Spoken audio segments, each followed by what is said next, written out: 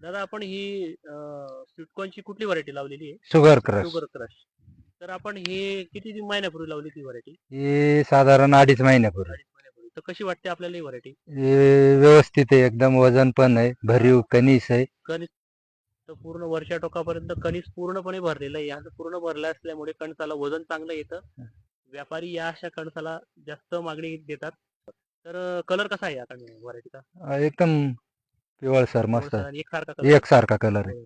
आणि मला सांगा दादा आपण या व्हरायटीला साधारण रोगाचं प्रमाण कसं वाटतं तुम्हाला? रोगाचं प्रमाण फार कमी आहे. कमीच आहे. हो, जवळपास बघू शकता की हो. आपण एवढ्या पावसामध्ये सुद्धा या व्हरायटीवरती रोगाचं प्रमाण अजिबात दिसत नाहीये. पानं पूर्ण हिरवीगार आहेत आणि झाडाची हाईट सुद्धा चांगली झालेली आहे. तर तुम्ही कुठे देणार आहे?